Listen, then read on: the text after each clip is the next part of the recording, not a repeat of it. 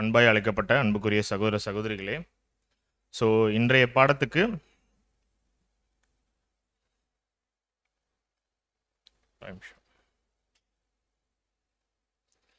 இன்று இந்த ஒரு மூன்றாவது செக்ஷனுக்குள்ளாக தேவன் நம்மை வழிநடத்தி கொண்டு வருகிறார். இப்போ நம்ம ஒரு சிறிய பாடம் ஒன்றை நம்ம பார்க்கலாம்.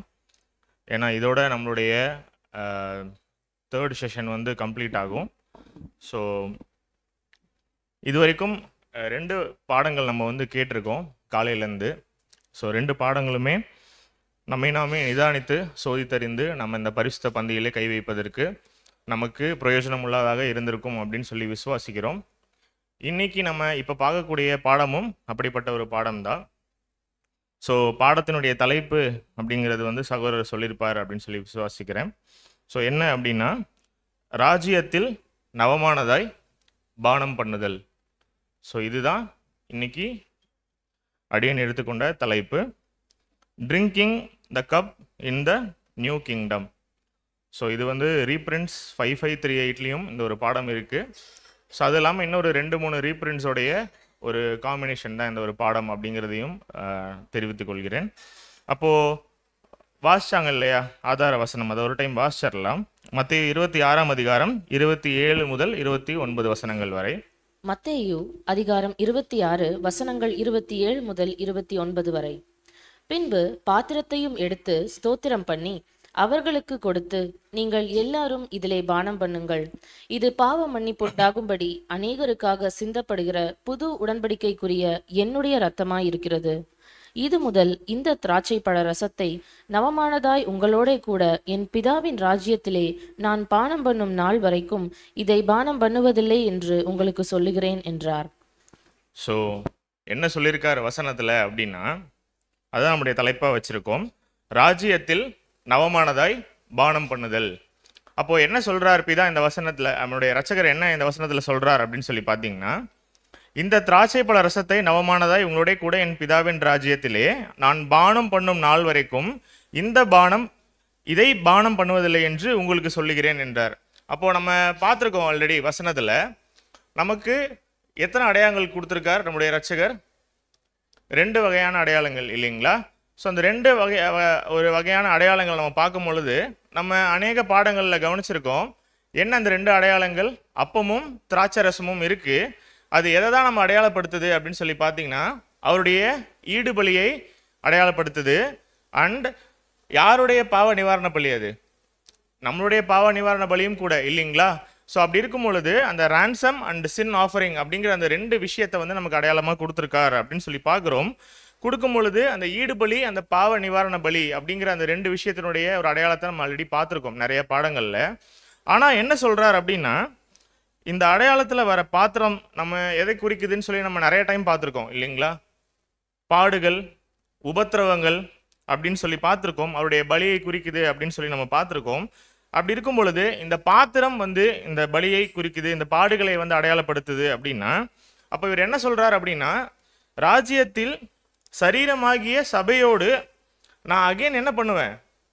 இந்த திராட்சை ரசத்தை நான் பானம் பண்ணுவேன். எப்படி பானம் பண்ணுவேன் அப்படின்னு சொல்லி சொல்றார் அப்படின்னா, நவமானதாய் பானம் பண்ணுவேன் அப்படின்னு சொல்லி சொல்றாரு. அப்படின்னா என்ன அர்த்தம் புரிகிறது? ஆக்சுவலி 3rd செஷன்ல இருக்கோம். இந்த செஷனுக்கு அடுத்தது கண்டிப்பா பிரேக் இருக்கு. அண்ட் அதே நேரத்தில் நம்முடைய இரட்சகராகிய இயேசு கிறிஸ்து நம்மளை போல சோர்வா இருந்திருப்பாரா? எவ்வளவோ அடி வாங்கியிருப்பாரு இல்லைங்களா போர் சேவர்கள்கிட்ட. ஆனால் இப்போ நம்ம இருக்கோம் இல்லையா, ஒரு சேட்னஸ், அதே துக்கத்தில் இருப்பாரா, டயர்டில் இருப்பாரா அப்படின்னு கேட்டிங்கன்னா இல்லை. அவர் அப்பயுமே என்ன பண்ணியிருந்திருப்பாரு? அவருடைய வைராக்கியத்தில் ரொம்ப ஸ்ட்ராங்காக இருந்திருப்பார். ஸோ அதே கேரக்டரை அடியேன் உங்ககிட்டையும் எதிர்பார்க்குறேன். அப்போது சிம்பிளாக முடிச்சிடலாம். அப்போது இந்த வசனத்துலேருந்து நமக்கு என்ன மீனிங் வருதுன்னு தான் நான் கேட்குறேன். இனிமே நான் உங்க கூட ராஜ்யத்தில் இதை நவமானதாய் பானம் பண்ண போகிறேன் அப்படின்னு சொல்றாரு. இனிமேல் பானம் பண்ண போகிறேன் அப்படின்னு சொல்றாரு. அப்படின்னா அந்த வசனத்துல என்ன புரியுது ஜென்ரலா? கிங்டம்ல சபையோட கூட சேர்ந்து இதை நான் அனுசரிக்க போகிறேன் அப்படிங்கிறத சொல்றார். அது வரைக்கும் நான் என்ன பண்ண போறதில்ல, இதை பானம் பண்ண போறதில்ல அப்படின்னு சொல்லி சொல்றோம். ஆனால் நம்ம ரொம்ப முக்கியமாக பார்க்க வேண்டிய ஒரு விஷயம் என்ன அப்படின்னா, நவமானதாய். அப்போ நவம் அப்படின்ற என்ன அர்த்தம்? ஸ்பெஷல், நியூ, ஹாப்பி, டேஸ்ட் எல்லாமே சொல்லலாம் இல்லைங்களா? ஸோ நவமானதாய் அப்படின்னா, இனிமே நான் உங்க கூட ராஜ்யத்தில் நவமானதாய் புசிக்க போகிறேன் அப்படின்னு சொல்கிறாருன்னா, அப்போது இது வரைக்கும் அனுசரித்தது நவமானதாய் அனுசரிச்சிருப்பாருன்னு அர்த்தமா? இனிமே தான் நவமானதாய் நான் அனுசரிக்க போகிறேன் அப்படின்னு சொல்கிறாரு. அப்படின்னால என்ன அர்த்தம்? இது வரைக்கும் அனுசரிச்சிருக்கார், நவமானதாய் அனுசரிக்கல. புரியுதுங்களா? அப்போ என்ன சொல்ல வர்றார் அப்படின்னா, நான் மகிமை அடைந்த பின்பு என்னுடைய சரீர அங்கமாகிய சபை வகுப்பாரும் மகிமை அடைந்த பிறகு நாங்கள் பிதாவினுடைய ராஜ்யத்தில் என்ன பண்ண போகிறோம்? சேர்ந்து உங்களோட இதை ரொம்ப ஹாப்பியாக நான் இதை பானம் பண்ண போகிறேன் அப்படிங்கிறார். அப்போது அவர்கிட்ட இப்போ அந்த நவமான அந்த ஒரு விஷயம் அவர் பானம் பண்ணலையா அப்படின்னு கேட்டிங்கன்னா, ரெண்டே விஷயம்தான். இப்போ அவருக்குள்ள என்ன இருக்கு? சந்தோஷம் இருக்கா அவர் கடைசியாக பானம் பண்ணும் பொழுது?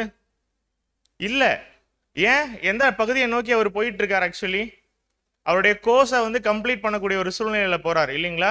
அநேக பாடுகள், அநேக உபத்திரவங்களுக்கு மத்தியில் இருக்கார். அப்படி இருக்கும் பொழுது வசனத்தில் என்ன சொல்கிறார் அப்படின்னா, ரொம்ப கிளியராக, நான் கிங்டமில் ரொம்ப மகிழ்ச்சியாக சபை வகுப்பாரோட என்னோட சரீர அங்கத்தோட பானம் பண்ண போகிறேன் அப்படிங்கிறார். அப்போது ஏன் இது என்ன ரீசன் அப்படின்னு சொல்லி பார்த்தீங்கன்னா, இப்போது அவருடைய வாழ்க்கை மிகவும் ஒரு பாடுகள் நிறைந்த ஒரு விஷயமா இருக்குது அப்படின்னு சொல்லி பார்க்குறோம். அப்போது இந்த 3.5 வருஷத்துல என்ன தான் பண்ணியிருக்கார் நம்முடைய இரட்சகர்? அநேக வித சோர்வுகள், பாடுகள், தூக்கமின்மை, பசி, நிறையா விஷயத்தில் அவர் ட்ராவல் பண்ணி வந்திருக்கார் இல்லைங்களா? ஸோ அப்படி வரும் பொழுது அப்போது ஒரே பாத்திரம்தான், ஆனால் அதில் 2 சினாரியோ இருக்குது. இம்மையில் பூமியில் எப்படி தான் அதை எடுக்கிறார் அப்படின்னு சொல்லி பார்த்தீங்கன்னா, அந்த பாத்திரம் மிகவும் பாடுள்ள ஒரு பாத்திரமாக இருக்குது. ஆனால் இம்மையில் இந்த பூமியில் பாடுள்ள ஒரு பாத்திரத்தில் அவர் பானம் பண்ணாலும், மறுமையில் என்ன பண்ணுறார் அப்படின்னு சொல்லி பார்த்தீங்கன்னா, 2 பாத்திரம் இல்லை, ஒரே பாத்திரம் தான். ஆனால் மறுமையில் அவருடைய ராஜ்யத்தில் ரொம்ப சந்தோஷமாக அதை நான் எடுத்துக்கிறேன் அப்படின்னு சொல்லி சொல்கிறார். அப்போ இந்த 2 விஷயத்துக்குள்ளேயும் ஒரு டிஃப்ரெண்ட்டான எக்ஸ்பீரியன்ஸ் இருக்குது. ஒரு சேட்னஸ் இருக்குது, ஒரு சந்தோஷம் இருக்குது. என்ன சேட்னஸ்? என்ன ரீசனாக இருக்கும்? ஏன் அப்படின்னா, இது ஒரே பாத்திரம் தான். அந்த பாத்திரத்தினுடைய முதல் பகுதி என்ன தெரியுமா? அது இம்மையில் நம்ம அனுசரிக்கிறோம், அந்த பாடுகளுக்குள்ளாக நம்ம போகிறோம். நம்முடைய இரட்சகராகிய இயேசு கிறிஸ்துவுக்கு ஒரு பாடுகள் அவருடைய அந்த 3.5 வருட வாழ்க்கையில் வந்திருக்கு அப்படின்னா, நமக்கும் என்ன இருக்கு? அந்த பாடுகள் இருக்கு இல்லைங்களா? அவர் மகிமை அடைந்ததுக்கு அப்புறம் அவருக்கு ஒரு பிளெஸிங்ஸ் கிடைக்குது அப்படின்னா, அந்த பிளெஸிங்ஸ் யாருக்கும் இருக்கு? நமக்கும் இருக்கு இல்லைங்களா? ஸோ அதை தான் சொல்றார். அப்போ அவர் எப்படி ஒரு ஷியோரா சொல்றார், நான் ராஜ்யத்திலே இதை உங்களுடனே நவமானதாய் பானம் பண்ணுவேன் அப்படின்னு. இதில் என்ன ஒரே ஒரு விஷயம் ஷியூரிட்டி இல்லாதது அப்படின்னா, சபை வகுப்பாரா யார் வராங்களோ அவங்களோட நான் ரொம்ப ஹாப்பியாக பானம் பண்ண போகிறேன் அப்படின்னு சொல்லிட்டாரு. இப்போ நம்ம தான் நம்மளை கேட்டுக்கணும், நம்ம தான் அந்த சபை வகுப்பாரா அப்படின்னு. அவர் ரொம்ப கிளியராக இருக்கார். யார் மகிமை அடைந்து சபை வகுப்பாரா, என்னுடைய 144,000 பேர் என்னுடைய சரீர அங்கமாக மகிமைக்குள்ளே வர போகிறாங்களோ, இதே பாத்திரத்தில் என்ன பண்ண போகிறேன்? இன்னொரு டைம் நான் பானம் பண்ணுவேன். இப்போ இருக்க மாதிரி ஒரு பாடுள்ள பாத்திரம் கிடையாது, சந்தோஷம் நிறைந்த ஒரு பாத்திரத்தில் நான் என்ன பண்ணுவேன்? பானம் பண்ணுவேன் அப்படிங்கிறாரு. அவர் மகிமை அடைஞ்சிருக்கார் இல்லைங்களா? ஸோ ஆனால் சபை வகுப்பார் மகிமை அடைஞ்சிட்டோமா நம்ம? இல்லை. அப்போது அவர் இங்கே அவர் அந்த பாத்திரத்தில் பானம் பண்ணும் பொழுது நம்ம பார்த்துருக்கோம், நவமாய் பண்ணலை. ஏன்னா அநேக பாடுகளுக்கு உண்டான ஒரு பாத்திரம் அது அவர் சுமக்கிறது அப்படின்னு சொல்லி பார்த்துட்டோம். அப்போது இப்போ நம்ம அந்த மாதிரியான ஒரு பாடுகளுக்குள்ளாக நம்முடைய வாழ்க்கை போகிறதா அப்படிங்கிறத ஒரு சின்னதான கேள்வி. அப்போது ஏன் அப்படின்னா, ஒருவேளை நமக்கு இப்போ பாடுகளே வரல அப்படின்னா என்ன அர்த்தம்? 2 பதில் இருக்குது அதில். ஒன்று, நம்ம சபை வகுப்பாக போக மாட்டோம் அப்படிங்கிறது ஒரு விஷயம். ஏன்னா இயேசு கிறிஸ்து பாடு அனுபவித்து தான் எதுக்குள்ளே போனார்? ஒரு மகிமைக்குள்ளாக போனார் இல்லைங்களா? அவரோட கோர்ஸை கம்ப்ளீட் பண்ணார். நம்ம ஒரு வேளை சொஃபஸ்டிகேட்டடா எந்த பாடுகளுமே இல்லாமல் ரொம்ப சந்தோஷமான ஒரு வாழ்க்கையை நம்ம வாழ்கிறோம் அப்படின்னா, அப்போ நம்ம சந்தோஷமாக ஃபீல் பண்ணக்கூடாது இல்லைங்களா? அநேக முறை நம்ம என்ன பண்ணுறது உண்டு அப்படின்னா, ப்ரே பண்ணுவோம் காட் கிட்ட. எதுக்காக? ஒரு பீஸ்ஃபுல்னஸ்க்காக ப்ரே பண்ணுவோம். நம்ம என்ன நினச்சிப்போம் அப்படின்னா, ரொம்ப நாளாகவே ரொம்ப ஒரு பீஸ்ஃபுல்லான ஒரு வாழ்க்கை முறை நமக்கு இருக்குது, எந்த ஒரு பிரச்சனை எந்த ஒரு இடரலுமே நமக்கு இல்லை, எந்த ஒரு சோதனையுமே நமக்கு இல்லைன்னா நம்ம என்ன நினச்சிப்போம் அப்படின்னா, நம்ம ரொம்ப கரெக்டான ஒரு வாழ்க்கை வாழ்ந்துட்டு இருக்கோம்னு சொல்லிட்டு நம்மளே நாம என்ன பண்ணிப்போம், அடிக்கடி ஏமாத்திப்போம். மனசை தேத்திக்க மாட்டோம், ஏமாத்திப்போம். அதுக்கு பேர் வந்து ஏமாற்றுதல். ஏன்னா ரொம்ப கிளியராக தெரியும் நமக்கு, பாடுகள் நம்ம வாழ்க்கையில் இல்லைனாலே என்ன அர்த்தம், எங்கேயோ நம்ம ஓட்டத்தில் ஒரு பிரச்சனை இருக்கு அப்படின்னு சொல்லி அர்த்தம் இல்லைங்களா?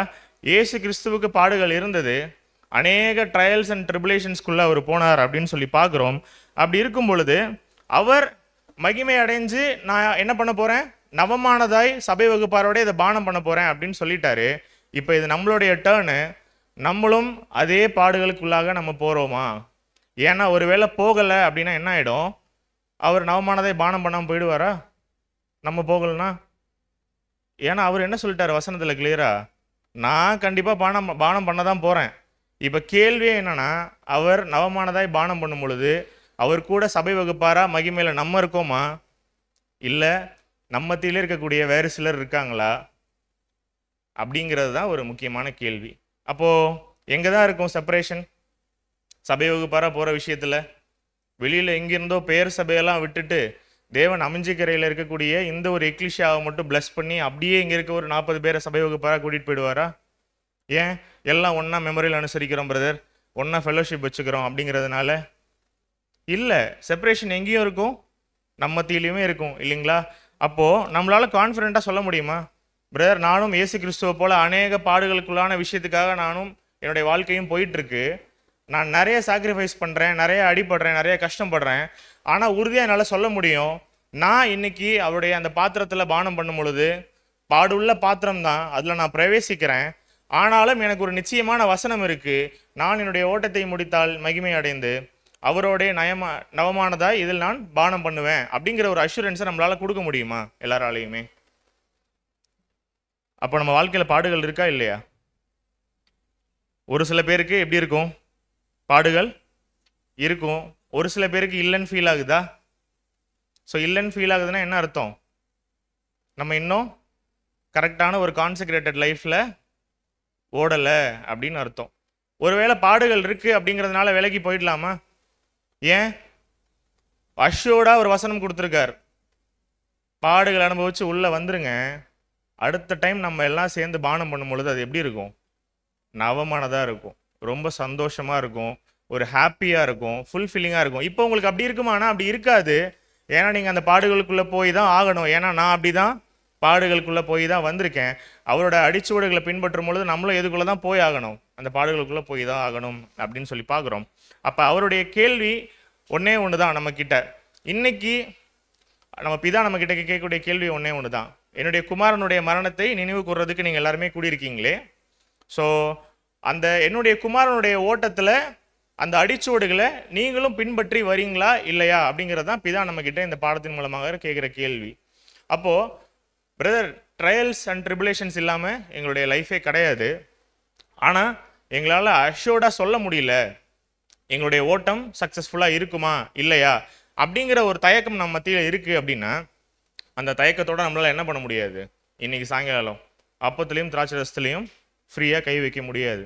அப்போ கை வைக்கிறதுக்கு முன்னாடி நம்ம என்ன ஒரு கிளாரிட்டி பண்ணிக்கலாம் அப்படின்னா, அவருக்கு ஏற்ற ஒரு வாழ்க்கை நம்மளுடைய வாழ்க்கையா, அவருக்கு ஏற்ற மாதிரியான ஒரு வாழ்க்கையை நம்ம வாழ்கிறோமா அப்படிங்கிறத நம்ம பார்க்கணும். இப்போ நமக்கு ட்ரையல் அண்ட் ட்ரிபுலேஷன்ஸ் இருக்குது, அதில் ஏதாவது நமக்கு ஒரு சந்தோஷம் இருக்கா அப்படின்னு கேட்டிங்கன்னா இருக்குது. அதே ட்ரையல்ஸ் அண்ட் ட்ரிபுலேஷன்ஸ் தான், ஆனால் கீழே ஒரு வேர்ட் ஆட் பண்ணியிருக்கேன் பாருங்கள், எ ஜாய் இன் ஃபெய்த். என்ன ஜாய்? நமக்கு பாடுகள் வரும்பொழுது நமக்கு வருத்தமாக இருக்கா, இல்லை நமக்கு அதில் கொஞ்சம் சந்தோஷம் இருக்கா அப்படின்னு கேட்டிங்கன்னா, உண்மையாக புது சிஷ்டியாக ஓடக்கூடிய நம்ம எல்லாருக்குமே பாடுகள் வரும்பொழுது அதில் ஒரு சின்ன சந்தோஷமும் இருக்கும். ஏன்?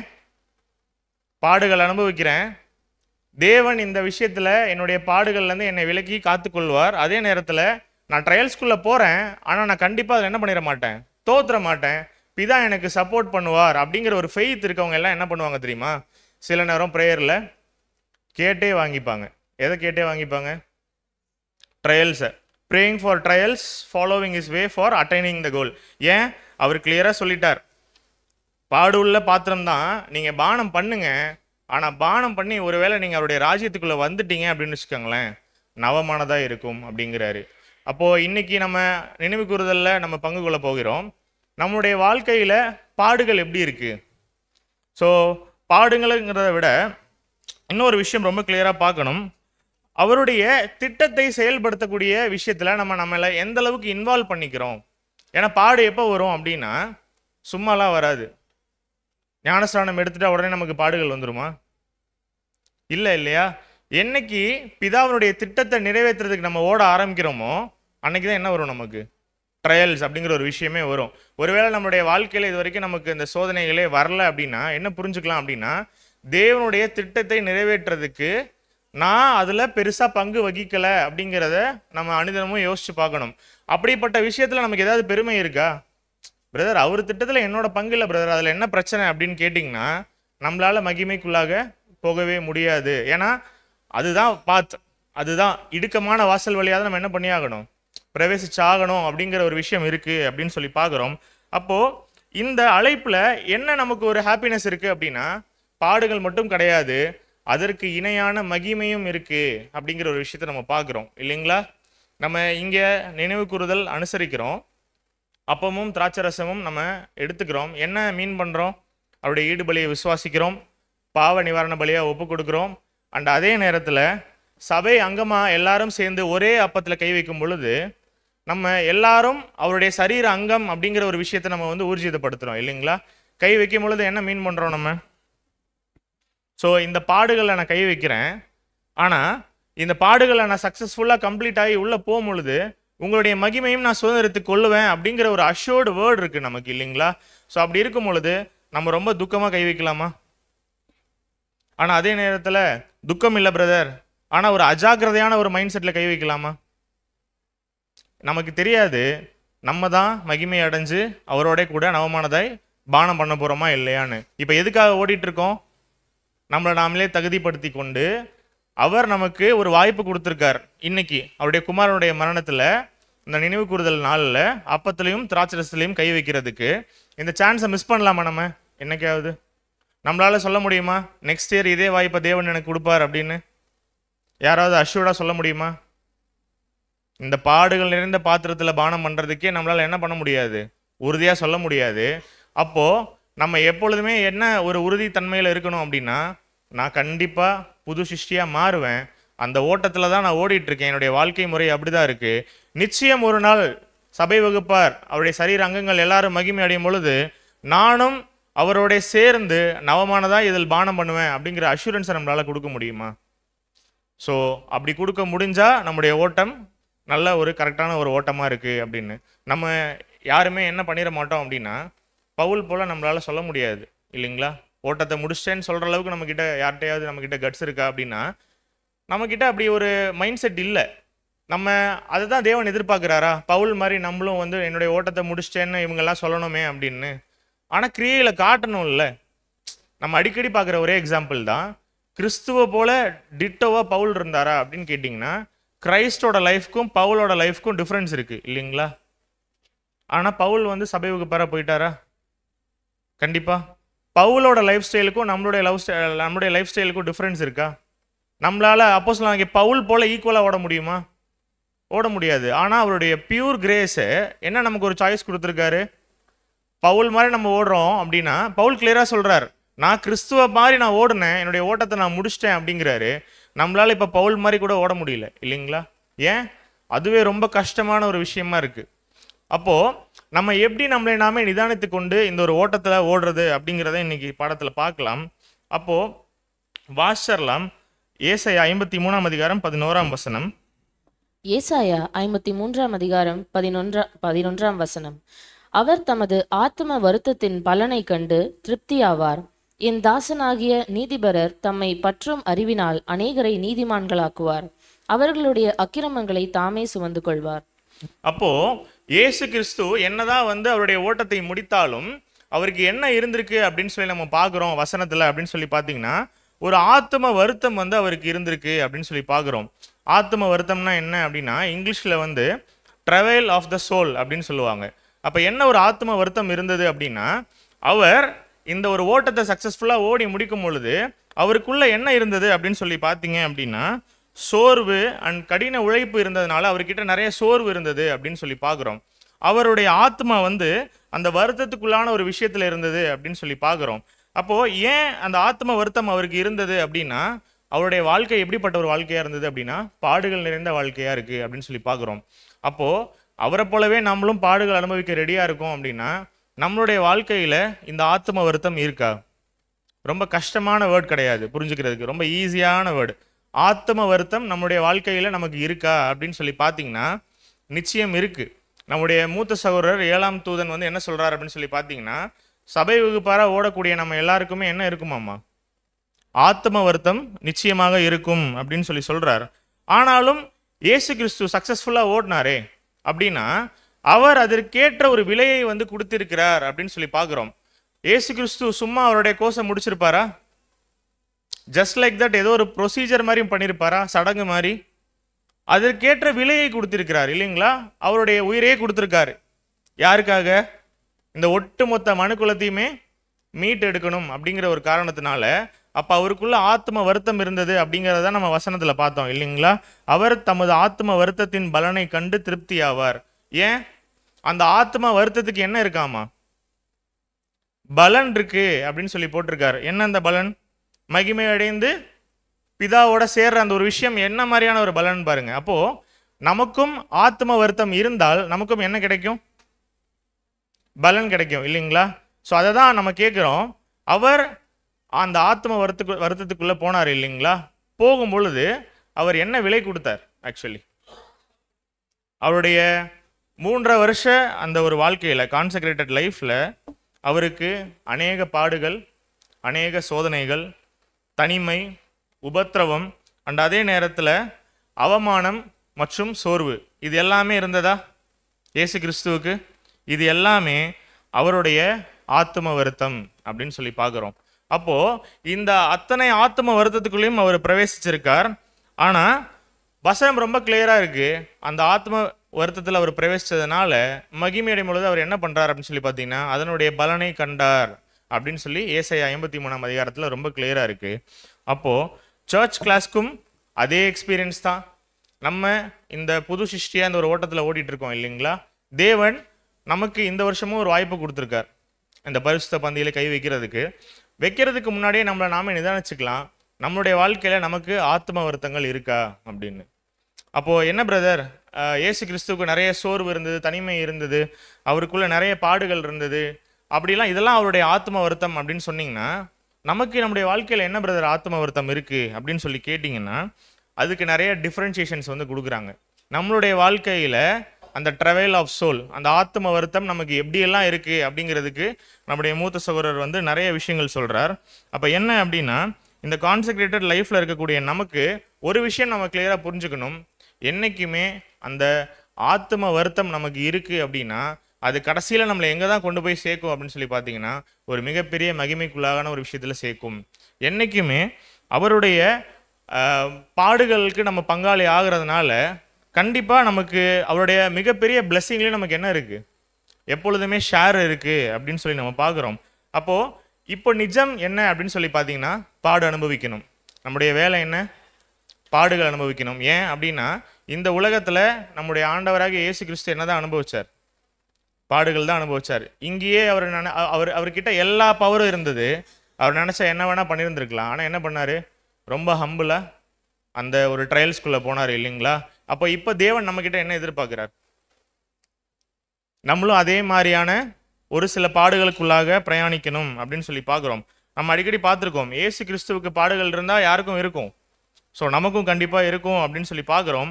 அப்போ நம்முடைய ஓட்டத்தை நம்ம வந்து கரெக்டாக ஓடினாதான் நம்ம பாடுகளுக்குள்ள உள்ள போனாலும் நம்ம அந்த மகிமையை அடைய முடியும் அப்படின்னு சொல்லி பார்க்குறோம். அப்போது இந்த ஆத்ம வருத்தம் நமக்கு எப்படி இருக்குது அப்படின்னு சொல்லி கேட்கும் பொழுது ஒரே ஒரு கேள்வி தான் நம்முடைய மூத்த சகோதரர் கேட்குறார். இந்த உலக பிரகாரமான ஒரு சாதாரண மனுஷன் இருக்கான்ல, ஸோ அவனுடைய ஓட்டத்துக்கும் புது சிருஷ்டியாக ஓடுறோம் இல்லையா? நம்ம என்ன சொல்லிக்கிறோம்? நம்மளாம் வேத மாணவர்கள் அப்படின்னு நம்ம சொல்கிறோம், நிறைய லேர்ன் பண்ணிகிட்டே இருக்கோம் அப்படின்னு சொல்கிறோம். அப்போ ஒரு வேத மாணவனுடைய வாழ்க்கைக்கும் உலக பிரகாரமான ஒரு மனிதனுடைய வாழ்க்கைக்கும் ஏதாவது வித்தியாசம் இருக்கா அப்படின்னு சொல்லி கேட்குறார். வித்தியாசம் இருக்குங்களா? என்ன வித்தியாசம் இருக்கு? Any difference in their life style? அப்போ நம்மளுடைய வாழ்க்கை முறைக்கும் வேத மாணவர்களாகிய நம்முடைய வாழ்க்கை முறைக்கும் உலகத்தானுக்கும் ஏதாவது வித்தியாசம் இருக்கா ஓட்டத்தில்? ரொம்ப கஷ்டமான கேள்வியை நான் கேட்டிருக்கேன். நீங்கள் அமைதியாக இருக்க அமைதியாக இருக்கிறத பார்க்கும் பொழுது என்ன தோணுது? வித்தியாசமே இல்லை அப்படிங்கிற மாதிரி தோணுது. என்ன வித்தியாசம் இருக்குது? அவங்களும் ஒரு நல்ல குவாலிட்டியான எஜுகேஷன் வேணும்னு சொல்லிட்டு விழுந்து விழுந்து படிக்கிறாங்க. நம்மளும் படிக்கிறோமா இல்லையா? ஒரு குவாலிட்டியான எஜுகேஷன் வேணும் அப்படின்னு சொல்லிட்டு நம்மளும் படிக்கிறோம். நமக்கு அடுத்தக்கூடிய வரக்கூடிய சந்ததிகளுக்கும் என்ன கிடைக்கணும்? ஒரு குவாலிட்டியான எஜுகேஷன் கிடைக்கணும்னு சொல்லிட்டு எவ்வளோ ஸ்பெண்ட் பண்ணுறோம் எஜுகேஷனுக்காக? எக்கச்சக்கமாக செலவு பண்ணுறோமா?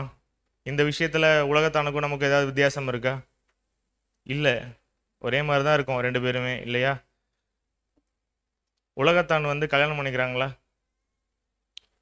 இந்த பைபிள் ஸ்டூடெண்ட்ஸில் நம்ம கல்யாணம் பண்ணிக்கிறோமா இல்லையா? பண்ணிக்கிறோம். அவங்களுக்குன்னு ஒரு ஃபேமிலியை வந்து தேர்ந்தெடுத்துக்கிறாங்களா இல்லைங்களா?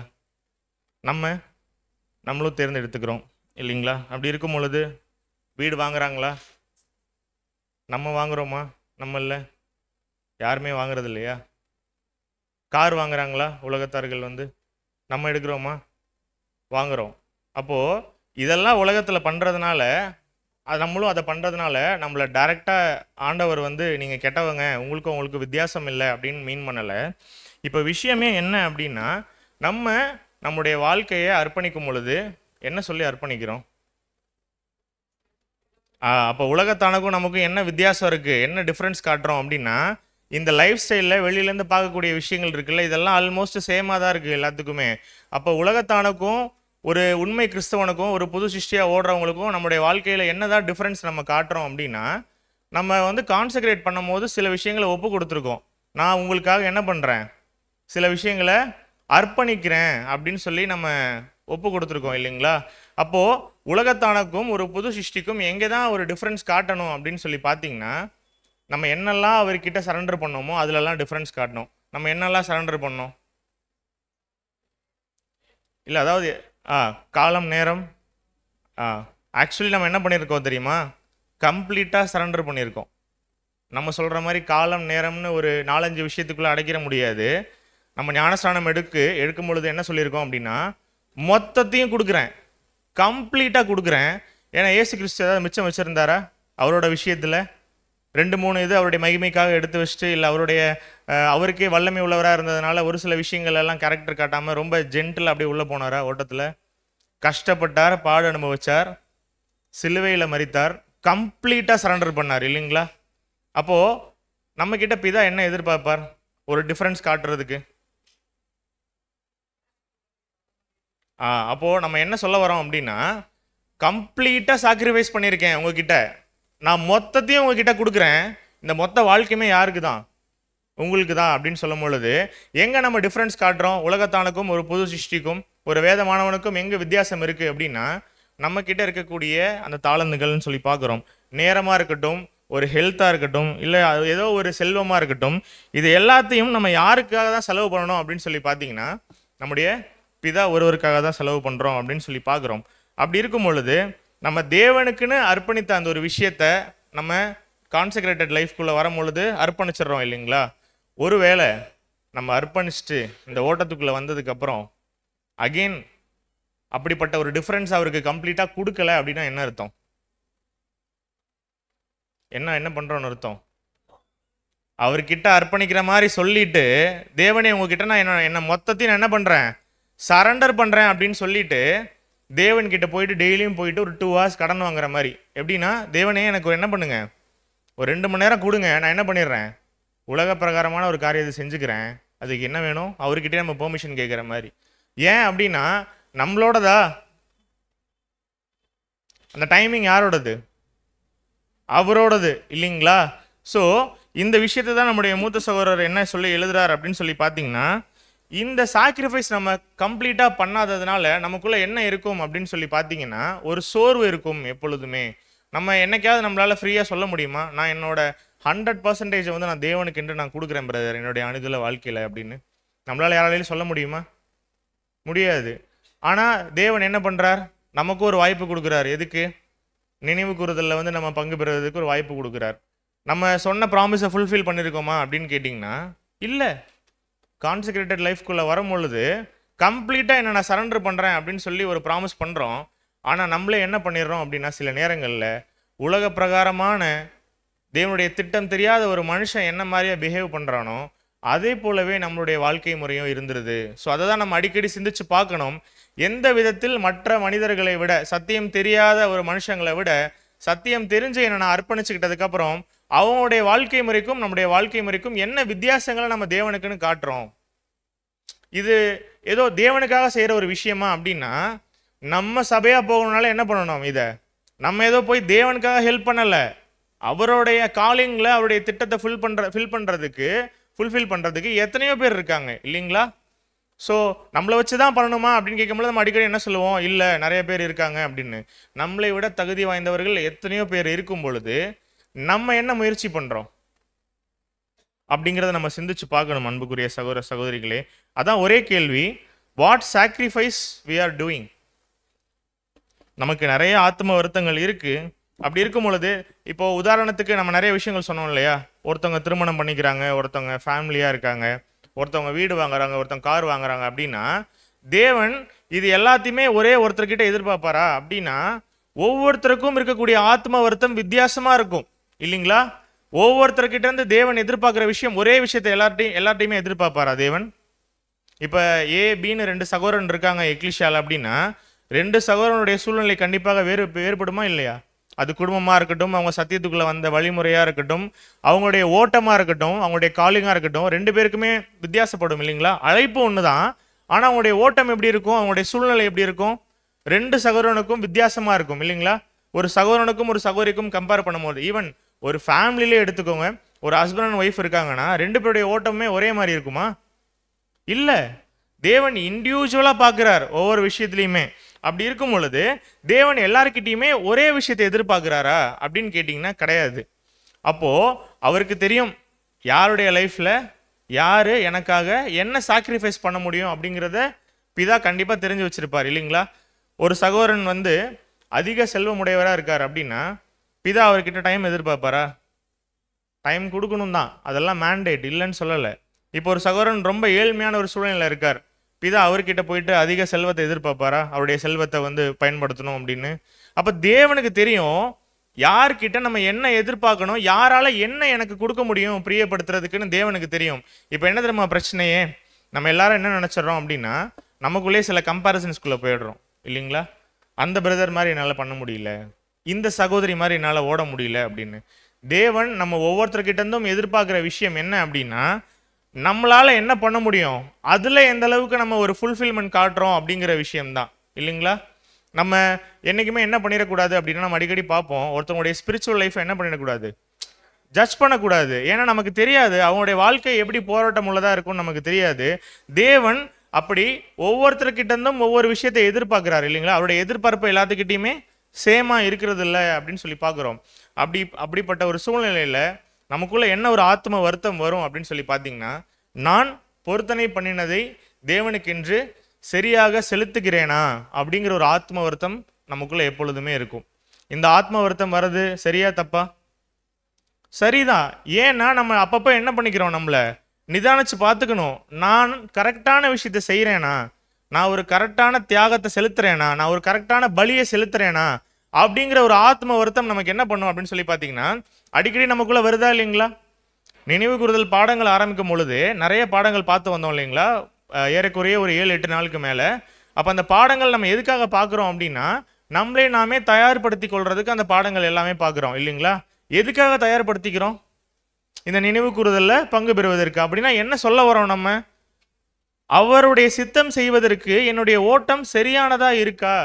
அவருடைய குமாரனை போல நாங்களும் அந்த பாடுகள் அனுபவித்து அவருடைய அடிச்சுபாடுகளை பின்பற்ற அளவுக்கு நாங்கள் எங்களுடைய ஓட்டம் சரியா இருக்கா அப்படிங்கிறத நம்ம நிதானித்து பார்க்கணும். அப்போ பார்க்கும் பொழுது நமக்குள்ள எத்தனை நெகட்டிவான திங்கிங் வந்திருக்கும்.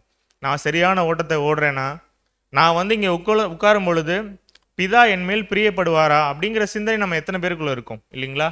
அப்படிப்பட்ட ஒரு ஆத்ம வருத்தம் நமக்கு வருது அப்படின்னா அது தப்பில்லை. அந்த மாதிரியான வருத்தங்கள் வர்றது சரிதான் அப்படின்னு சொல்லி பார்க்குறோம். ஆனால் என்ன பண்ணிக்கணும் அப்படின்னா நாளுக்கு நாள் ஆக ஆக நம்ம ஆல்ரெடி நிறைய பாடங்களில் பார்த்துருக்கோம். கடந்த நினைவு கூறுதலுக்கும் இந்த வருஷத்துக்கும் நமக்குள்ள ஏதாவது மாற்றங்கள் இருக்கா அப்படிங்கிறத நாமே நிதானித்து பார்க்கணும். அன்புக்குரிய சகோதர சகோதரிகளே, கிராஃப் எப்படி போகலாம்? கீழேருந்து மேலே போகலாமா? கிராஃப் இப்படி போகலாமா? நம்முடைய வாழ்க்கை நம்ம தேவனுக்குன்னு கொடுக்குற டைம், நம்ம தேவனுக்குன்னு கொடுக்கக்கூடிய எல்லா தாளந்துகளாக இருக்கட்டும், நம்ம ஓடக்கூடிய ஓட்டமாக இருக்கட்டும், கிராஃப் கீழேருந்து மேல் நோக்கி போகலாமா இல்லை மேலேருந்து கீழ் நோக்கி வரலாமா? ஆனால் எப்படி இருக்குது நம்முடைய ஓட்டம்? கான்சென்ட்ரேட் பண்ணும்பொழுது எப்படி ஓட ஆரம்பிச்சிருப்போம்? டே 1 பார்த்தீங்கன்னா கிராஃப் இப்படி இருக்கும் ஸ்ட்ரைட்டாக. ஏன்?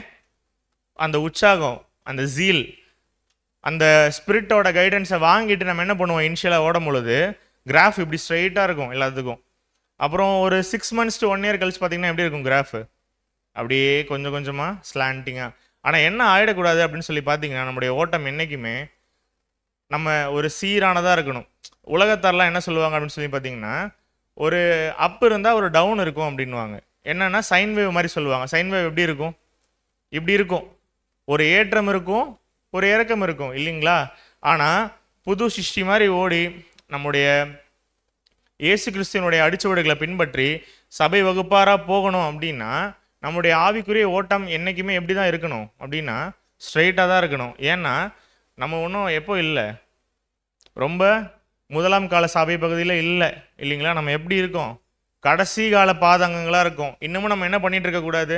நம்மளை சுற்றி நடந்துட்டு இருக்கக்கூடிய விஷயங்கள் எல்லாமே பார்த்துட்டு, உலகத்தினுடைய நிகழ்வுகள் எல்லாத்தையுமே பார்த்துட்டு, இன்னும் ஒரு ஏத்த இறக்கமான வாழ்க்கையை வாழலாம் அப்படிங்கிற ஒரு சிந்தனை நமக்குள்ளே இருக்கக்கூடாது அன்புக்குரிய சகோதர சகோதரிகளே. அண்ட் அதே நேரத்தில் இந்த ஒரு ஆத்ம வருத்தம் நம்ம மத்தியில் இருக்கும் அப்படின்னு சொல்லி நம்ம பார்க்குறோம். அண்ட் அதே நேரத்தில் வேறு என்ன மாதிரியான ஒரு ஆத்ம வருத்தங்கள் நமக்குள்ளே நம்முடைய வாழ்க்கையில் இருக்கும் அப்படின்னு சொல்லி பார்த்தீங்க அப்படின்னா, ஒரு பவுலே ரொம்ப கிளியராக எழுதுறார். அதை வாசிடலாம். 1 கொரிந்தியர் 7 29 முதல் 32 வசனங்கள். 1 கொரிந்தியர் 7ஆம் அதிகாரம் வசனங்கள் 29 முதல் 32 வரை. மேலும் சகோதரரே, நான் சொல்லுகிறது என்னவெனில், இனிவரும் காலம் குறுகினதானபடியால் மனைவிகள் உள்ளவர்கள் மனைவிகள் இல்லாதவர்கள் போலவும், அழுகிறவர்கள் அழாதவர்கள் போலவும், சந்தோஷப்படுகிறவர்கள் சந்தோஷப்படாதவர்கள் போலவும், கொள்ளுகிறவர்கள் கொள்ளாதவர்கள் போலவும். அப்போ என்ன இந்த வசனத்துல சொல்றாரு அப்படின்னா, இனி வரும் காலம் குறுகினதானபடியால் அப்படின்னு சொல்லிட்டு பவுல் எப்போ எழுதுறாரு? 2000 வருஷத்துக்கு முன்னாடி எழுதிடுறாரு இல்லைங்களா? அப்போவே எப்படி இருக்கான்? இனி வரும் காலங்கள் குறுகினதா இருக்கு அப்படின்னு சொல்லி எழுதுறாரு. அப்போ அவர் எழுதும் பொழுதே இந்த வசனம் எப்படி எழுதியிருக்காரு? மனைவிகள் உள்ளவர்கள் மனைவிகள் இல்லாதவர்கள் போலவும். அப்படின்னா என்ன? திருமணம் பண்ணும் பொழுது ஒரு உடன்படிக்கை போட்டிருப்போம் இல்லைங்களா? கணவன் மனைவி 2 பேரும். அதை பிரேக் பண்ண சொல்றாரா அவரு அப்படின்னு கேட்டிங்கன்னா அப்படி சொல்லலை. எப்படியுமே கணவன் என்ன தான் பண்ண போகிறாங்க? மனைவிக்கு அன்பு செலுத்த தான் போகிறாங்க. ஆனாலும் அந்த விஷயத்தில் டிஃப்ரென்ஸ் காட்டணும். எப்படி அப்படின்னா, பிதாவா மனைவியா அப்படின்னு ஒரு சாய்ஸ் வரும் பொழுது நம்ம யாருக்கு தான் நம்ம ப்ரிஃபரன்ஸ் கொடுக்கணும்? என்றைக்குமே தேவனுக்கு தான் கொடுக்கணும் இல்லைங்களா? அழுகிறவர்கள் அழாதவர்கள் போலவும், சந்தோஷப்படுகிறவர்கள் சந்தோஷப்படாதவர்கள் போலவும், கொள்ளுகிறவர்கள் கொள்ளாதவர்கள் போலவும், இவ்வுலகத்தை அனுபவிக்கிறவர்கள் அதை தகாத விதமாய் அனுபவியாதவர்கள் போலவும் இருக்க வேண்டும். இவ்வுலகத்தின் வேஷம் கடந்து போகிறதே. நீங்கள் கவலையற்றவர்களாய் இருக்க விரும்புகிறேன். விவாகம் இல்லாதவன் கர்த்தருக்கு எப்படி பிரியமாக இருக்கலாம் என்று கர்த்தருடையவர்களுக்காக கவலைப்படுகிறான். அப்படின்னா என்ன சொல்ல வரோம் அப்படின்னா, நம்முடைய ஓட்டம் எப்படிப்பட்டதான ஒரு ஓட்டமாக இருக்குது அப்படின்னு சொல்லி பிதாவுக்கு தெரியும் ரொம்ப கிளியராகவே. அப்போது இந்த அழுகிறவர்கள் அழாதவர்கள் போலவும் அப்படின்னா என்ன ஒரு கிளியரான மீனிங்குள்ளே வந்துக்கலாம் அப்படின்னு சொல்லி பார்த்தீங்கன்னா, சத்தியத்துக்குள்ளே வரதுக்கு முன்னாடி நமக்கு எத்தனையோ ஒரு நெகட்டிவான விஷயங்கள் என்ன பண்ணுவோம்? நமக்கு பாரங்களாக இருந்திருக்கும் இல்லைங்களா? ஆனால் சத்தியத்துக்குள்ளே வந்ததுக்கப்புறம் இன்னுமே அந்த பாரமான விஷயங்களை நினச்சி நம்ம அழுதுகிட்டே இருக்கலாமா கண்டினியூஸாக? வசனம் ரொம்ப கிளியராக சொல்லுது. மனைவியே இருந்தாலும் எப்படி இருக்கணும்? மனைவி இல்லாத மாதிரி. அப்படின்னா அந்த கடமையை செய்யாமல் இல்லை, ப்ரிஃபரன்சஸ் காட்டணும் எல்லா விஷயத்துலையும். ஏன்னா நம்ம கம்ப்ளீட்டாக என்ன பண்ணியிருக்கோம்? நம்மளை ஒப்பு கொடுத்துருக்கோம் இல்லைங்களா? இப்போ ப்ரிஃபரன்சஸ் யாருக்கு காட்டணும்? உலக பிரகாரமான ஒரு காரியத்துக்காக அழுதுகிட்டே இருக்கலாமா? நம்ம ஏதோ ஒரு பிரச்சனை அழுதுகிட்டே இருக்கலாமா? சிம்பிள். அழுகிறவங்க எப்படி இருக்கணும்? நீங்கள் அழாத மாதிரி இருக்கணும். மனைவி இருக்காங்களா? இருக்காங்க. ஓகே. ஃபேமிலி இருக்கா? இருக்குது. ஆனால் ப்ரிஃபரன்சஸ் நீங்கள் யாருக்கு கொடுக்கணும்? உங்களுடைய பிஹேவியர் பார்க்கும் பொழுது மனைவி இல்லாதவங்க எப்படி ஒரு பிஹேவ் பண்ணுவாங்க அந்த மாதிரி இருக்கணும். ஏன்னா உங்களுடைய கம்ப்ளீட்டு நீங்கள் யாருக்கு தான் கொடுக்கணும் அப்படின்னு சொல்லி பார்த்தீங்கன்னா பிதாவுக்கு தான் கொடுக்கணும் அப்படின்னு சொல்லி பார்க்குறோம். அண்ட் அதே நேரத்தில் நியாயமான சந்தோஷம் இல்லைங்களா? இவ்வுலகத்தை அனுபவிக்கிறவர்கள் அதை தகாத விதமாய் அனுபவியாதவர்கள் போலவும் இருக்க வேண்டும். அப்போனா என்ன சொல்கிறாரு? வாழும் மனுஷீக உரிமைகளை நம்ம எப்படி தான் சாக்ரிஃபைஸ் பண்ணுமா? நமக்கு அனுபவிக்கிறதுக்கு ரைட்ஸ் இருக்கா இல்லைங்களா?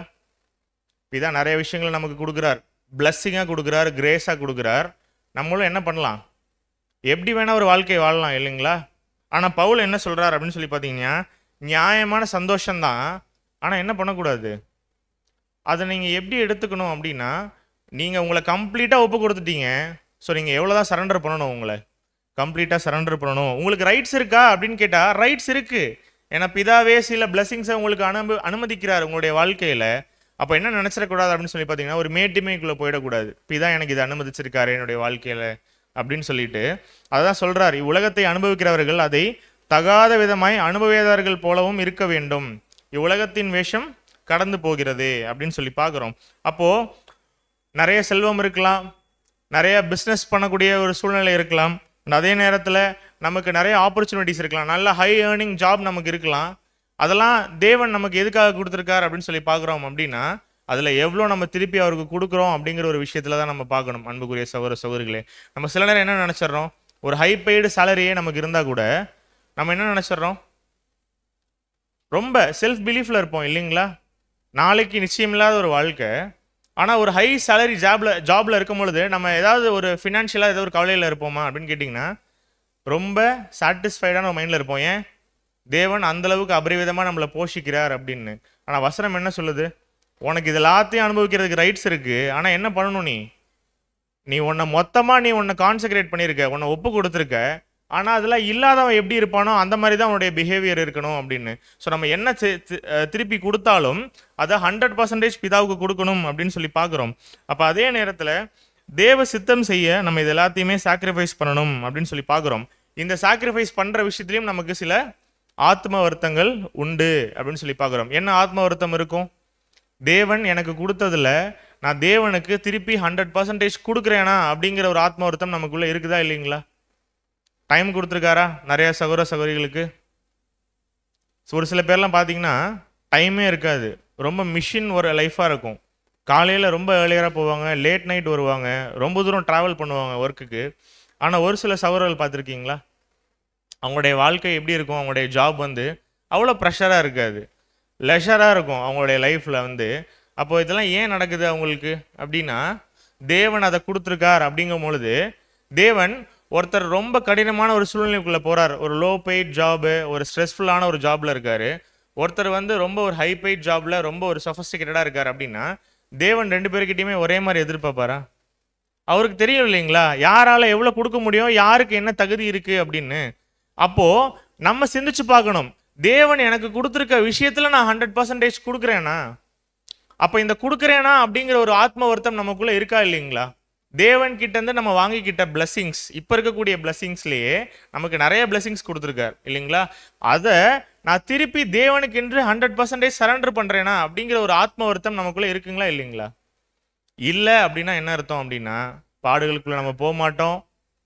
ஏன்னா ஏசு கிறிஸ்துவுக்கு ஆத்ம வருத்தம் இருந்தது, அந்த வருத்தத்துக்கு உண்டான பலன் என்ன பண்ணிட்டார், அவர் பார்த்துட்டார். ஏசாயா 53 ரொம்ப கிளியராக இருக்குது.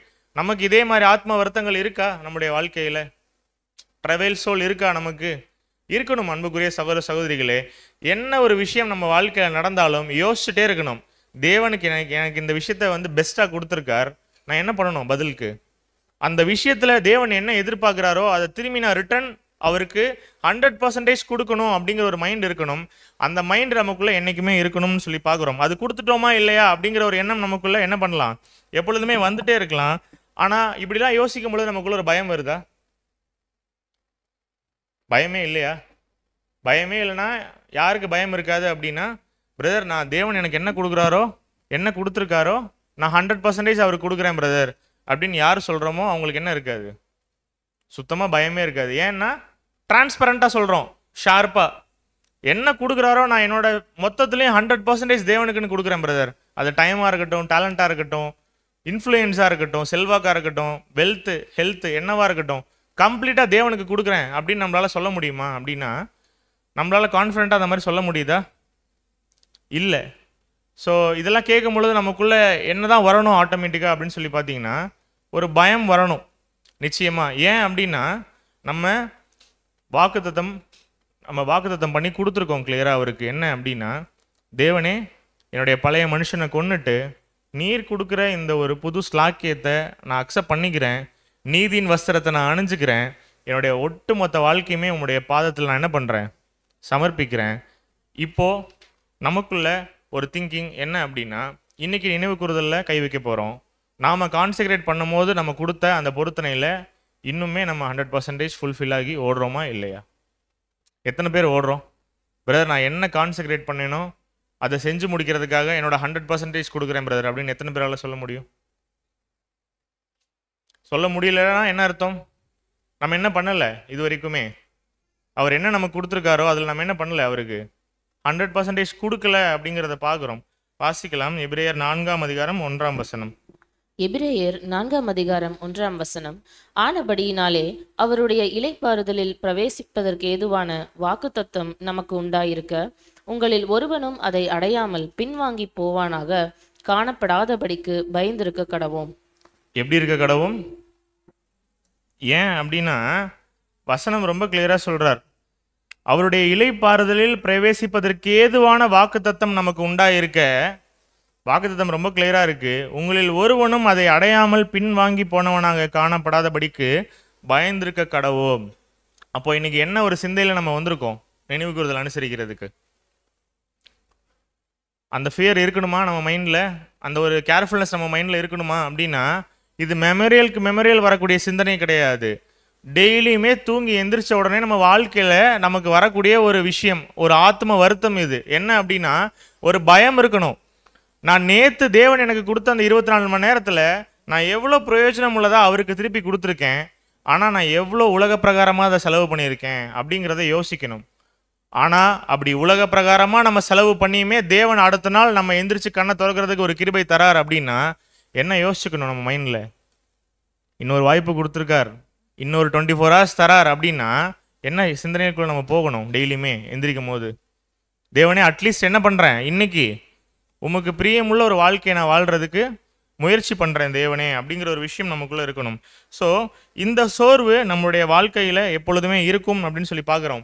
அப்படிப்பட்ட சோர்வுகள் வரது நம்மளை என்ன பண்ணிடக்கூடாது, என்றைக்குமே நம்ம ரொம்ப நெகட்டிவாக திங்க் பண்ணுறோமோ அப்படின்னு நினச்சக்கூடாது, இல்லைங்களா? ஸோ இந்த சோர்வு வரணும். நமக்கு என்ன மாதிரியான ஒரு திங்கிங்குள்ளே கொண்டு போகும் அப்படின்னா, ஒரு பயத்துக்குள்ளே நம்மளை கொண்டு போகும்.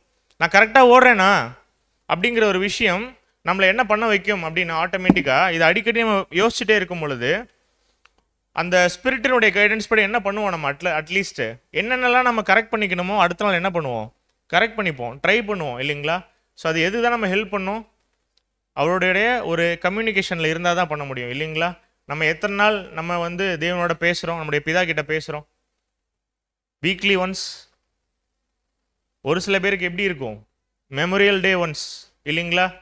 ஒரு சில பேர் என்ன பண்ணுவோம், மெமோரியல் மட்டும்தான் வருவோம். ஒரு சில பேர் நம்மள என்ன பண்ணுவோம், சண்டேஸ் மட்டும்தான் வருவோம்.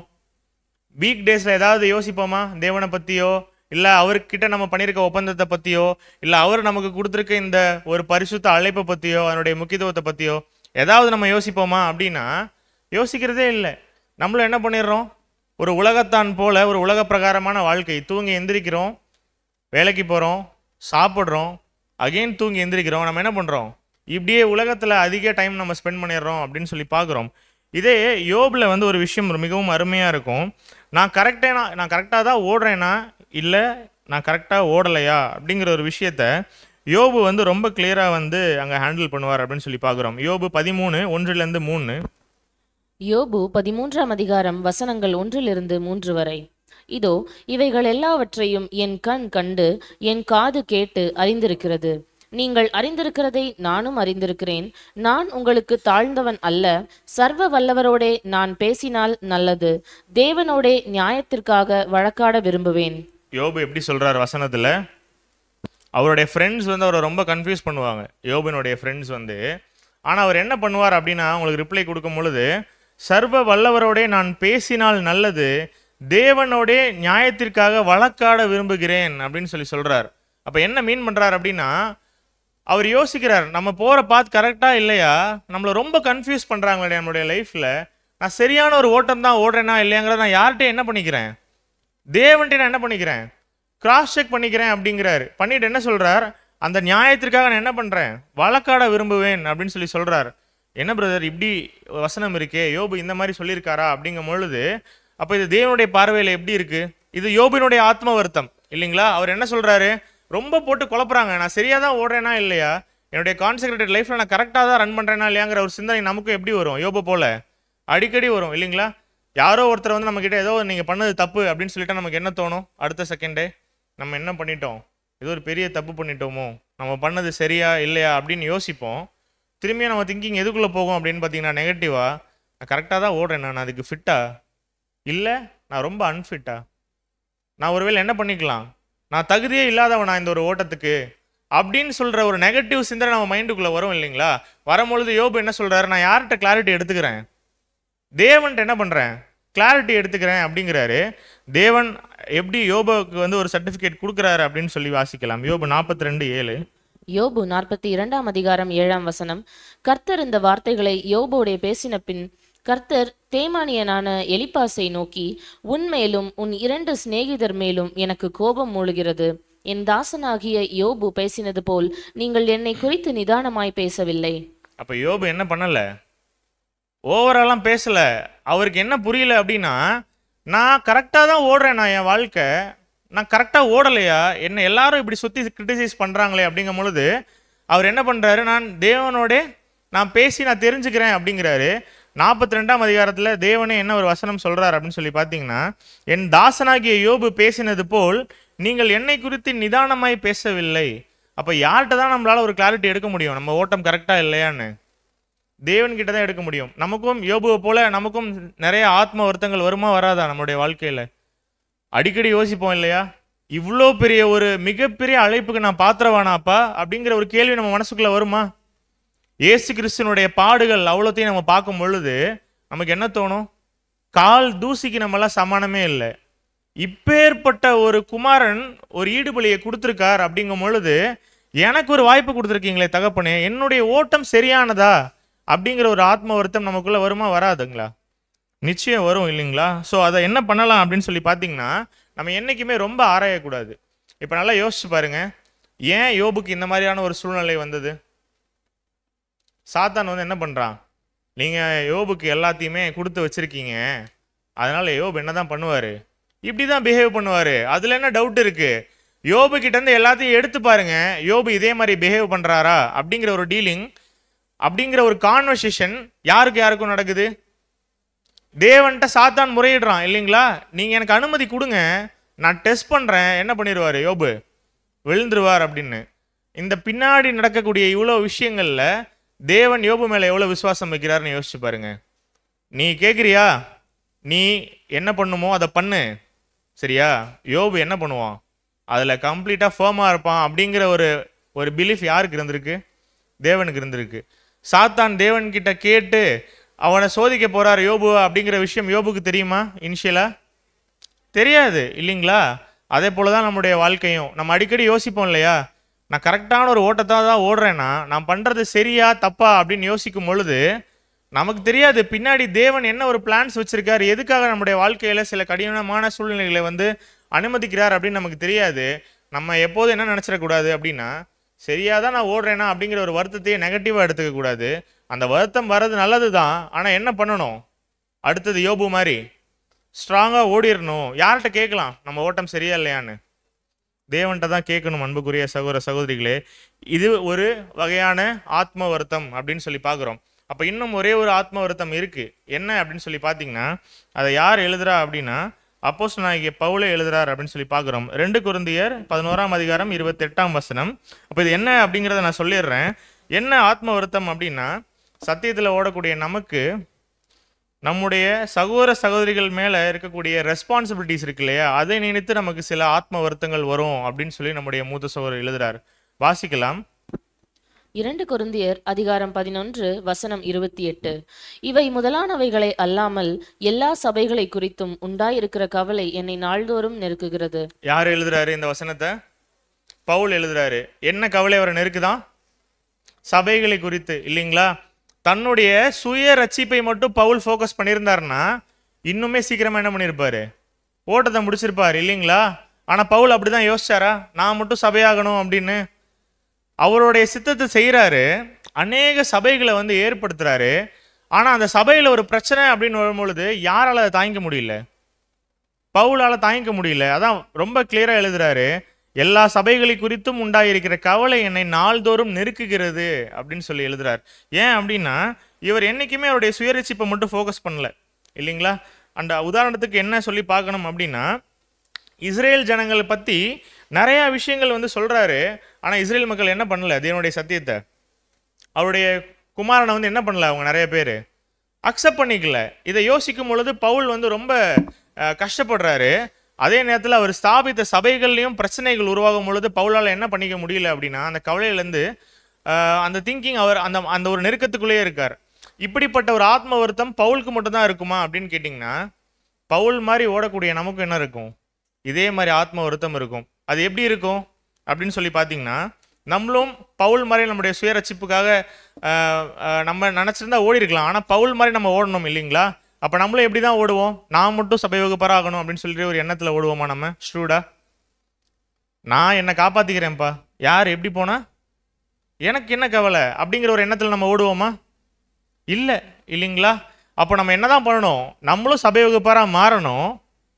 நம்ம சகோதர சகோதரிகள் நம்ம கூட யாரெல்லாம் அங்கமாக ஓடுறாங்களோ நம்ம கூட சேர்ந்து ஓடும் பொழுது அவங்களும் சபை வகுப்புக்கூடிய அந்த அழைப்பை வந்து அவங்க வந்து பூர்த்தி பண்ணணும், அவங்களும் அந்த மகிமைக்குள்ளாக போகணும் அப்படிங்கிற ஒரு எண்ணம் என்ன பண்ணணும், நமக்குள்ளேயே இருக்கணும். என்றைக்குமே நமக்குள்ளே இந்த மாதிரியான ஆத்ம வருத்தங்கள் என்னைக்காவது வருதா, சே அந்த சகோதரன் இப்படி ஒரு கஷ்டத்துக்குள்ளே போகிறாரு, அவரால் சபை வகுப்பாரா, அவரும் சபையாக ஆகணுமே, அவரும் மகிமை அடையணுமே, அவரும் ஒரு புது சிஷ்யாருடைய ஓட்டத்தை முடிக்கணுமே அப்படிங்கிற ஒரு ஆத்ம வருத்தம் நமக்குள்ளே இருக்குங்களா,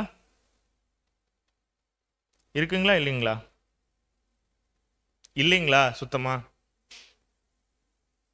யோசிக்கணும் அன்புக்குரிய சகோதர சகோதரிகளை. என்னைக்குமே நம்ம மட்டும் என்ன நினைக்கக்கூடாது, நான் சபையாக போயிடணும், நான் என் வேலையை பார்த்துக்கிறேன், நான் தனியாக ஓடிக்கிறேன் அப்படிங்கிற ஒரு சிந்தனை நமக்குள்ளே இருக்கலாமா அப்படின்னா அப்படி இல்லை. பவுல் அவர் ஸ்தாபித்த சபைகளை குறித்து அவ்வளோ மனசு அவருக்கு வந்து கடினப்படுது, அங்கே ஒரு பிரச்சனை அப்படின்னு சொல்லி வரும் பொழுது அப்படின்னு சொல்லி பார்க்குறோம் நம்ம. ஸோ இதே மாதிரியான ஒரு மைண்ட் செட் நமக்கு இருக்கா அப்படின்னு பார்க்கணும் அன்புக்குரிய சகோதர சகோதரிகளே. அதே நேரத்தில் வாசர்லாம் அப்போஸ்தலர் 20:19. அப்போஸ்தலர்கள் அதிகாரம் 20:19. வெகு மனத்தாழ்மையோடும் மிகுந்த கண்ணீரோடும் யூதருடைய தீமையான யோசனைகளால் எனக்கு நேரிட்ட சோதனைகளோடும் நான் கர்த்தரை சேவித்தேன். ஸோ இது பவுலோடைய ஹார்ட்லேருந்து அவர் எழுதக்கூடிய ஒரு வசனம். வெகு மனத்தாழ்மையோடும் மிகுந்த கண்ணீரோடும் யூதருடைய தீமையான யோசனைகளால் எனக்கு நேரிட்ட சோதனைகளோடும் நான் கர்த்தரை சேவித்தேன். அப்படின்னா நமக்கு ஆக்சுவலி ட்ரையல்ஸ் வரும் நிறையா. நம்ம யோசிக்கிறோம் இல்லையா, சகோதர சகோதரிகள் உண்டான அவங்களுடைய ஆவிக்குரிய ஒரு வளர்ச்சி, அவங்களுடைய ஓட்டத்துக்காகவும் நமக்குள்ளே எப்பொழுதுமே என்ன இருக்கும் அப்படின்னு சொல்லி பார்த்தீங்கன்னா ஒரு சில ஆத்ம வருத்தங்கள் இருக்கும். நமக்குள்ளே தோணுதா இல்லையா, நம்ம தீல ஒரு சகோதரன் ரொம்ப உற்சாகமாக ஓடிட்டு இருந்துட்டு ஒருவேளை அந்த சகோதரன் ரொம்ப தொய்வடையும் போது நம்ம என்ன ஃபீல் பண்ணுவோம், ரொம்ப நல்லா ஓடிட்டு இருந்தாரு, ஆனால் இப்போ அவருடைய வாழ்க்கையில் என்ன ஒரு சூழ்நிலை, ஒரு கடினமான சூழ்நிலை. நம்ம என்ன தான் யோசிப்போம் ஆக்சுவலி ஒரு சபை அங்கமா, எப்போ தான் அந்த சகோதரன் என்ன பண்ணணும், மீண்டு வருவாரோ, அகெயின் என்ன பண்ணுவார், உற்சாகமாக பழையபடி அவருடைய வேலையை எடுத்து செய்வாரோ அப்படிங்கிற ஒரு எண்ணம் நமக்குள்ளே இருக்குங்களா இல்லைங்களா. ஆனால் ரொம்ப கிளியராக சங்கீதத்தில் வந்து வசனம் இருக்குது. என்ன வசனம் அப்படின்னு சொல்லி பார்த்தீங்கன்னா, நமக்கு எங்கே தான் ஆக்சுவலி நிறைய சோதனைகள் வரும், ட்ரையல்ஸ் வரும். அப்படி ஒருவேளை சகோதர சகோதரிக்காக அன்பு செலுத்தும் பொழுது இங்கிருந்தான் வரும் இல்லைங்களா. சாத்தான் சும்மா இருப்பானா, நம்ம ஒருவேளை ஒரு சகோதரனோ சகோதரியோ நம்ம எல்லாருமே சபை வகுப்பாராக போகணும், அவருடைய திட்டத்தை நிறைவேற்றணும், ஒன்றா ஓடணும் அப்படிங்கிற ஒரு மைண்டு நமக்குள்ளே வரும் பொழுதே சாத்தான் எங்கே தான் நமக்கு ட்ரையல்ஸ் வைப்பான். அந்த ஒன்றா ஓடணும் அப்படிங்கிற ஒரு வில் இருக்குல்ல நம்மக்கிட்ட, அதை பிரேக் பண்ணுறதுக்கு தான் நிறைய ட்ரையல்ஸ் கொடுப்பான் அப்படின்னு சொல்லி பார்க்குறோம். வாசிக்கலாம் சங்கீதம் 55:12-14 வரை. சங்கீதம் 55 அதிகாரம் வசனங்கள் 12-14 வரை. என்னை நிந்தித்தவன் சத்ரு அல்ல, அப்படி இருந்தால் சகிப்பேன். எனக்கு விரோதமாய் பெருமை பாராட்டினவன் என் பகைஞன் அல்ல. யார் ஆக்சுவலி நமக்கும் என்ன மாதிரி சூழ்நிலை வரலாம், யாரோ ஒரு அவுட் சைடர் கிட்ட இருந்து நமக்கு பிரச்சனை வரலாமா, இந்த மாதிரி ஒரு இன்சிடென்ட்ஸ் வரலாமா, இல்லை ஒரு மனக்கசப்புகள் வரலாமா அப்படின்னு கேட்டிங்கன்னா இல்லை. நீங்கள் நல்லா யோசிச்சு பாருங்க, இயேசு கிறிஸ்துவை வந்து பார்னால அடிக்கிறாங்க, முள்முடி சூட்டுறாங்க, உமிழ்நீர் எச்சியை வந்து அவர் முகத்தில் துப்புறாங்க, தலையில் வந்து அவரை குட்டுறாங்க, சாட்டையில் அவரை அடிக்கிறாங்க. ஆக்சுவலி அவ்வளோ பாடுகள் பண்ணியிருக்காரு, அவ்வளோ பாடுகளுக்குள்ளாக அவர் பிரயாணப்பட்டு போயிருக்காரு. இருந்தாலும் அவருடைய அந்த லாஸ்ட் ஒரு 2-3 டேஸில் அவருக்கு எது ரொம்ப மன வருத்தத்தை கொடுக்கக்கூடிய விஷயமா இருந்திருக்கும், யூதாஸ் என்ன பண்ணுறாரு, முத்தத்தினால காட்டி கொடுக்குறாரு இல்லைங்களா. அவரை போட்டு அடிக்கும் பொழுது அவருக்கு வலிச்சதை விட எப்போ வலிச்சிருக்கும் அவருக்கு அதிகமா? யூதாஸ் வந்து கிஸ் பண்ணும்போது இருக்கும். அவருக்கு தெரியும் யூதாஸ் அதை தான் பண்ண போறான் அப்படின்னு. ஆனாலும் அது அவருக்கு ரொம்ப ஈஸியான விஷயமா இருந்திருக்குமா? ஏன்? என்ன ஒரு பிலீஃப்ல அப்போஸ்தலர்களை வந்து தேர்ந்தெடுக்கிறார்? அப்போஸ்தலர்கள் வராங்க அப்படின்னா ஒட்டுமொத்த தேவனுடைய திட்டத்தை நிறைவேற்றதுக்கு யாரு தான்? ஆக்சுவலி அப்போஸ்தலர்கள் தான். அப்படிப்பட்ட அப்போஸ்தலர்கள் உள்ள ஒருவனான யூதாஸ் என்ன பண்றாரு? இயேசு கிறிஸ்துவை காட்டி கொடுக்கும் பொழுது அவரால் ஜீரணிக்க முடியுமா? அங்க இருக்கக்கூடிய மேல் வீட்டறையில இருந்தவதில் அந்த 12 பேர்ல யாரும் ஒருத்தர், யூதாஸும் ஒருத்தர் இல்லைங்களா? அதான். அப்படி இருந்தால் அவனுக்கு மறைந்திருப்பேன், எனக்கு சமமான மனுஷனும் என் வழிகாட்டியும் என் தோழனுமாகிய நீயே அவன், நாம் ஒருமித்து இன்பமான ஆலோசனை பண்ணி கூட்டத்தோட தேவாலயத்துக்கு போனோம். அப்படின்னா எப்படி எடுத்துக்கலாம் இந்த வசனத்தை? அப்படின்னா நமக்கு எங்கேயும் ட்ரையல்ஸ் இருக்கும். ஆக்சுவலி சபையிலே இருக்கும். என்ன பண்ணிடலாம்? நம்ம ஈஸியா விட்டுறலாமா? ரொம்ப ஈஸியா. நமக்குள்ள இந்த மாதிரியான ஒரு ஆத்ம வருத்தங்கள் இருக்கா இல்லைங்களா? எப்பொழுதுமே பிரச்சனை வர்றதுக்கு நிறைய சாத்தான் வந்து நிறைய சோதனைகளை கொடுத்தாலும் நம்ம என்ன பண்ணணும்? ஆக்சுவலி அந்த விஷயத்துல ரொம்ப கிளியரான ஒரு ஸ்டாண்ட் பாயிண்ட் எடுக்கணும் அப்படின்னு சொல்லி பார்க்குறோம் அன்புக்குரிய சகோதர சகோதரிகளே. அதே நேரத்தில் இப்படிப்பட்ட நிறைய ஆத்ம வருத்தங்கள் நம்மளை என்ன பண்ணும் அப்படின்னு சொல்லி பார்த்தீங்கன்னா ராஜ்யத்துக்குள்ள நம்ம பிரவேசிக்கிறதுக்கு நம்மளே தகுதிப்படுத்தும் அப்படின்னு சொல்லி பார்க்குறோம். இயேசு கிறிஸ்துவனுடைய அந்த ஒரு மரணத்தில் அவர் அந்த சிலுவையில் தொங்குறார் இல்லைங்களா? ஸோ அதில் முதல் 3 மணி நேரம் அப்படின்னு சொல்லி பார்த்தீங்கன்னா அவர் வந்து பேசுறதுக்கு உண்டான ஒரு வாய்ப்புகள் இருந்திருக்கும். ஆனால் அந்த கடைசி 3 மணி நேரம் என்ன பண்ணியிருப்பார் அப்படின்னு சொல்லி பார்த்தீங்கன்னா நிறைய ஒரு வருத்தத்துக்குள்ளே போயிருப்பார். அதிகமாக பேசியிருப்பாரா? அந்த சிலுவை தருவாயில் கடைசி 3 மணி நேரம் அதிகமாக பேசியிருப்பாரா அப்படின்னு கேட்டிங்கன்னா இருக்காது. டிஃப்ரென்ஷியேஷனே பார்த்தீங்கன்னா எப்படி இருக்கும்னா அந்த 6 மணி நேரத்தில் முதல் 3 மணி நேரத்தில் பூமி வந்து அந்தகாரப்பட்டிருக்காது. அவரும் பேசக்கூடிய சூழ்நிலைகள் இருந்திருக்கும் கொஞ்சம் கொஞ்சம். ஆனால் அந்த கடைசி 3 மணி நேரம் எப்படி இருக்கும் அப்படின்னு சொல்லி பார்த்தீங்கன்னா பூமியே வந்து கம்ப்ளீட்டாக அந்தகாரப்பட்டிருக்கும் அப்படின்னு சொல்லி பார்க்குறோம். அண்ட் அதே நேரத்தில் அவர் அதிகமாக பேசியிருக்காரா? அந்த லாஸ்ட் 3 ஹார்ஸ் அப்படின்னு சொல்லி பார்த்தீங்கன்னா அதிகமாக அவர் பேசலை. அவரும் எப்பேற்பட்ட ஒரு ஆத்ம வருத்தத்துக்குள்ளே போயிருப்பார், பிரயாணப்பட்டிருப்பார். நல்லா யோசிச்சு பாருங்க, எவ்வளோ சோர்வு இருந்திருக்கும் அவருக்குள்ளற. அதே போல் நம்மளும் கோஷம் முடிக்கணும்னா நமக்கும் எப்படிப்பட்ட ஒரு வருத்தங்கள் இருக்கும் அப்படின்னா இப்பேற்பட்ட ஆத்ம வருத்தங்களும் பாடுகளும் நமக்கும் இருக்கும். ஆனால் அந்த டைமில் கூட இயேசு கிறிஸ்து என்ன பண்ணியிருக்கார் அப்படின்னு சொல்லி பார்த்தீங்கன்னா ரொம்ப நேரம் பேசாமே இருக்கார். கடைசியில் என்ன சொல்லி அவருடைய ஜீவனை விடுறார்? என் தேவனே என் தேவனே ஏன் என்னை கைவிட்டீர் அப்படின்னு சொல்லும் பொழுது கடைசியாக எல்லாம் முடிந்தது அப்படின்னு சொல்லி சொல்கிறார். ஸோ இதை கூட நம்முடைய மூத்த சகோதரர் எழுதும் போது எப்படி எழுதுறாங்க ரைட்டிங்ஸில் அப்படின்னா இயேசு கிறிஸ்து எந்த சிந்தனையில் இருந்திருப்பார்? அவருடைய கோர்ஸை கம்ப்ளீட் பண்ணக்கூடிய அந்த வேர்ஜில் இருக்கார், அந்த அந்த முடிவு தருவாயில் இருக்கார் இல்லைங்களா? ஸோ கடைசி சூழ்நிலையில் இருக்கும்போது கூட அவர் மைண்டுக்குள்ளே என்ன தான் வந்திருக்கும், எதனால தான் அப்படி பிஹேவ் பண்ணியிருக்கார் அப்படின்னு சொல்லி பார்த்தீங்கன்னா அவர் எதை தியானிச்சிருந்துருக்கலாம்?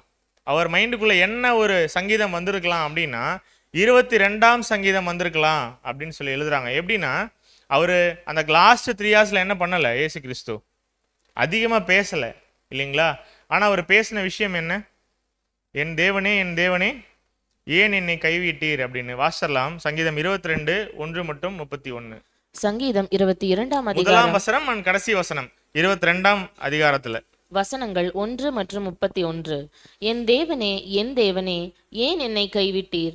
எனக்கு உதவி செய்யாமலும் நான் கதறி சொல்லும் வார்த்தைகளை கேளாமலும் ஏன் தூரமாயிருக்கிறீர்? அப்படியே ரிசம்பிள் ஆகுதா அவர் சிலுவையில் பேசின அந்த வார்த்தைகளோட இல்லைங்களா? அதே நேரத்தில் கடைசி வார்த்தை என்ன? They shall come and shall declare his righteousness unto a people that shall be born that he hath done this. என்ன பண்றார்? கடைசியா என்ன சொல்லி அவருடைய வாழ்க்கையை முடிக்கிறார்? எல்லாம் முடிந்தது. ஸோ அவர்கள் வந்து அவர்களே இவைகளை செய்தார் அப்படின்னு சொல்லி வசனம் இருக்கு இல்லைங்களா? அவர் மைண்டுக்குள்ள என்ன திங்கிங் இருந்திருக்கும்?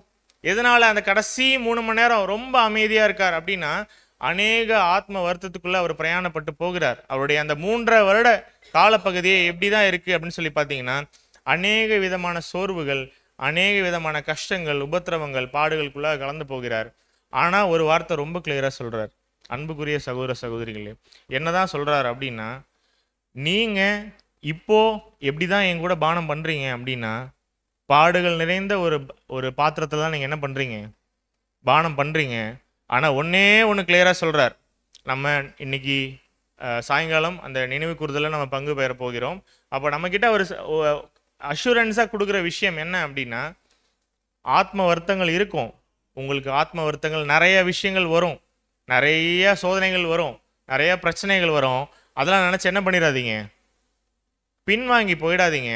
ஆத்ம வருத்தங்கள் வருது, நிறையா ட்ரையல்ஸ் வருது அப்படின்னால என்ன அர்த்தம்? பாடுகளுக்குள்ளாக போகிறீங்க அப்படின்னால என்ன அர்த்தம்? உங்களுடைய ஓட்டம் கரெக்டாக தான் இருக்குன்னு அர்த்தம். ஆனால் என்ன பண்ணிடக்கூடாது அப்படின்னா, ரொம்ப செல்ஃப் கான்ஃபிடென்ட்டாக இருந்து என்ன பண்ணிடக்கூடாது, மிஸ் பண்ணிடக்கூடாது அந்த ஓட்டத்தை. அதான் பார்க்குறோம். If we examine ourselves and take correct decision by his grace we will drink with joy along with him in kingdom. இதுதான் பாடத்தினுடைய தலைப்பு. என்ன அப்படின்னா, நிறைய ஆத்ம வருத்தங்கள் வரும், நிறைய சோதனைகள் வரும், நிறைய பாடுகள் வரும். ஏன் அப்படின்னா, நம்முடைய இரட்சகருக்கு இதெல்லாமே வந்தது. நமக்கு என்ன பண்ணும், கண்டிப்பாக வரும். ஆனால் வரும்போது என்ன பண்ணணும் அப்படின்னா, அவர் மாதிரி அந்த பாத்திரத்தினுடைய கடைசி வண்டல் வரைக்கும் நம்ம என்ன பண்ணணும், குடிக்கணும். கம்ப்ளீட்டாக குடிக்கும் பொழுது என்ன ஆகும் அப்படின்னு சொல்லி பார்த்தீங்கன்னா, ஒரு வசனம் சொல்கிறாரு இல்லைங்களா? என்ன வசனம் சொல்கிறாரு? இனிமேல் நான் என்ன பண்ண போகிறதில்ல, இதை பானம் பண்ண போகிறதில்ல. ஆனால் எப்போ பானம் பண்ணுவேன்? அவருடைய ராஜ்யத்திலே நவமானதாய் பானம் பண்ணுவேன் அப்படின்னு சொல்கிறார். அப்போ நம்மளும் அவரை போல அநேக அந்த உபத்திரவங்களுக்குள்ளாகவும் பாடுகளுக்குள்ளாகவும் நிறைய விஷயங்களுக்குள்ளாகவும் நம்மளும் பிரயாணப்பட்டு போகும் பொழுது நம்ம என்ன தெரிஞ்சுக்கலாம் அப்படின்னா, அவருடைய வாழ்க்கை நம்மளுடைய வாழ்க்கை ரெண்டும் ஒத்து போகணும். அவருடைய ஓட்டம் நம்முடைய ஓட்டம் ரெண்டுமே ஒத்து போகணும். அவரை போல நமக்கும் அநேக பாடுகள் வருதா? ஓகே, ஓரளவுக்கு நம்ம புரிஞ்சுக்கலாம் நம்மளுடைய ஓட்டம் எப்படி இருக்குது, கரெக்டாக தான் இருக்குது அப்படிங்கிறத புரிஞ்சுக்கலாம். ஒருவேளை இந்த பாடுகளுக்கு மத்தியில் போகும் பொழுது பின்வாங்கி போயிடலாமா? இது கடினமான உபதேசம்னு. கான்சென்ட்ரேட் பண்ண லைஃப்பை நம்ம என்ன பண்ணணும்னு பார்த்துருக்கோம், சாக்ரிஃபைஸ் பண்ணணும், ஒரு லிவிங் சாக்ரிஃபைஸாக இருக்கணும் நம்முடைய வாழ்க்கை அப்படின்னு சொல்லி பார்த்துருக்கோம். டைம் கொடுக்கலாமா தேவனுக்கு? இனிமே ஹெல்த் கொடுக்கலாமா? இல்லை எப்படி வச்சுக்கலாமா நம்மக்கிட்டே அவர் கொடுக்குற இந்த ஒரு ஹெல்த்தை? வெல்த் கொடுக்கலாமா அவருக்கு? ஸோ கொடுத்தோன்னே என்ன பண்ணலாம் அப்படின்னு சொல்லி பார்த்தீங்கன்னா, ஏன்னா இயேசு கிறிஸ்து என்ன பண்ணார், ஏதாவது அவருக்குன்னு வச்சுக்கிட்டாரா? ஏதாவது சுயமாக அவருக்குன்னு ஏதாவது ஒன்று வச்சுக்கிட்டாரா? ஒன்றுமே இல்லை. கம்ப்ளீட்டாக சரண்டர் பண்ணுறார். கம்ப்ளீட்டாக சரண்டர் பண்ணும்போது அவருக்கு என்ன கிடைக்குது, ஒரு மகிமை கிடைக்குது. நமக்கு என்ன ஒரு அஷூரன்ஸ் கொடுக்குறார், என்ன மாதிரி நீங்களும் பாடுகள் அனுபவிங்க, என்ன மாதிரி ஒரு கஷ்டத்துக்குள்ளே நீங்களும் கண்டிப்பாக போவீங்க, நிச்சயமாக போவீங்க. அப்படி போகிறீங்க அப்படின்னாலே ஓகே ஃபைன், கண்டிப்பாக பிதா அதை தாங்கக்கூடிய பலனையும் சக்தியும் நமக்கு எப்படி கொடுப்பார், பரிசுத்தாவின் மூலமாக அளவற்ற விதமாய் கொடுப்பார். தேவன் நமக்கு போன நினைவு கூறுதலுக்கும் இந்த நினைவு கூறுதலுக்கும் மத்தியில் நிறைய எக்ஸ்பீரியன்சஸ் கொடுத்துருக்கார். நம்ம திங்க் பண்ண வேண்டியது தான், அநேக உபத்திரவங்கள் பாடுகள் வந்தாலும், அநேக ஒரு நம்முடைய ஆத்ம வருத்தத்துக்குள்ளே போனாலும் நம்ம என்ன யோசிக்கணும் அப்படின்னா, இந்த வருஷம் நான் தேவனுக்காக என்ன மாற்றிக்க போகிறேன், நான் என்ன அவருடைய குமாரனுடைய ஈடுபலியை ஊர்ஜிதப்படுத்தும் விதமாக நான் எப்படி பாவ நிவாரண பலியாக செலுத்த போகிறேன் அப்படிங்கிற ஒரு விஷயத்தை நம்ம என்ன பண்ணணும், அனுதினம் திங்க் பண்ணணும். இப்பயும் நமக்கு டைம் இருக்குது. நம்ம எப்போ அனுசரிக்க போகிறோம், மாலை அனுசரிக்க போகிறோம் இல்லைங்களா? இந்த காலப்பகுதியை எப்படி நம்ம ஸ்பெண்ட் பண்ணலாம்? இப்போ இருக்கக்கூடிய இந்த கேப்பை ரொம்ப அமைதியாக மெடிடேஷனில், தேவனே எனக்கு என்ன பண்ணியிருக்கீங்க, ரொம்ப கிரேஸாக இன்னொரு வாய்ப்பு கொடுத்துருக்கீங்க உங்கள் குமாரனுடைய மரணத்தை நினைவு கூறுறதுக்கு, அந்த அப்பத்துலேயும் திராட்சரசத்துலேயும் கை வைக்கிறதுக்கு எனக்கு ஒரு சான்ஸ் கொடுத்துருக்கீங்க, அதுக்காக என்ன பண்ணுறேன், நன்றி செலுத்துகிறேன். நல்லா யோசிங்க. அடுத்த வருஷம் இதே மாதிரி இதே சபை அங்கங்களோட சகோதர சகோதரிகளோட இதை நம்ம அனுசரிக்கிறதுக்கு தேவன் ஒரு வாய்ப்பு கொடுப்பாரா அப்படின்னு இப்போ கேட்டிங்கன்னா நம்ம யாருக்கிட்டையுமே பதில் இல்லை. ஒருவேளை அவருடைய சுத்த கிருபை என்ன பண்ணலாம், நமக்கு ஒரு சான்ஸ் கொடுக்கலாம். மேபி நம்ம எல்லாருமே இப்படியே இருக்கோம் அப்படின்னா. ஆனால் எவ்வளவு சீக்கிரம் அந்த பாடுகளுக்கு உள்ளாக போய் அந்த ஆத்ம வருத்தத்துக்குள்ளாக போனாலும் இயேசு கிறிஸ்து போல ஸ்ட்ராங்காக இருந்து அவருடைய அந்த ரட்சிப்பின் பாத்திரத்தை நம்ம ஆசீர்வாதமாக எடுத்துக்கணும் அப்படிங்கிறதையும் பார்க்கணும். ஒரே விஷயம்தான், the blessing of the cup of salvation அப்படின்னு சொல்லி பார்க்குறோம். கர்த்தர் எனக்கு செய்த எல்லா உபகரணங்களுக்காகவும் அவருக்கு எண்ணத்தை செலுத்துவேன். ரட்சிப்பின் பாத்திரத்தை எடுத்துக்கொண்டு கர்த்தருடைய நாமத்தை தொழுது கொள்ளுவேன். நான் கர்த்தருக்கு செய்த பொருத்தனைகளை அவருடைய ஜனங்கள் எல்லாருக்கும் முன்பாகவும் செலுத்துவேன். ஸோ இதை தான் தேவன் எதிர்பார்க்கிறார். நான் பண்ண பொருத்தனையை கரெக்டாக நான் செலுத்துறேனா? எனக்கு ஒரு வாய்ப்பு கொடுத்துருக்கீங்க, மீண்டும் மீண்டும் எனக்கு ஒரு வாய்ப்பு கொடுக்குறீங்க இந்த ஒரு பரிசுத்த பந்தியில் கை வைக்கிறதுக்கு. அட்லீஸ்ட் இந்த வருஷம் நான் என்ன நானே நிதானிச்சுக்கிட்டு அடுத்த வருஷம் ஒருவேளை நீங்கள் வாய்ப்பு தரீங்கன்னா நான் நிறைய மன மாற்றங்களையும் என்னுடைய கேரக்டர் டெவலப்மெண்ட்டையும் நான் கொண்டு வரேன் அப்படிங்கிற ஒரு விஷயத்தை நம்ம சிந்திச்சு பார்க்கலாம். அண்ட் இப்பயும் நமக்கு நிறைய டைம் இருக்குது. நம்மளே நாமே நிதானித்து பார்க்க தேவன் ஒரு அருமையான வாய்ப்பை கொடுத்துருக்காரு. ஸோ யாரும் அதை மிஸ் பண்ணிடாமல் இப்போ கிடைக்கக்கூடிய இந்த கொஞ்சம் டைமில் நம்மை நாமே நிதானித்து அநேக பாடுகளுக்குள்ளே போவோம். ஒருவேளை தேவனுக்கு சித்தமாக இருந்தால் என்ன பண்ணலாம்?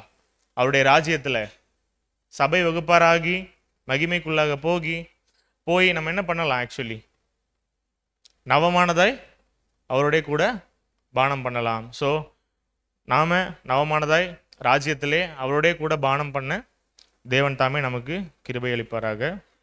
ஆமென்.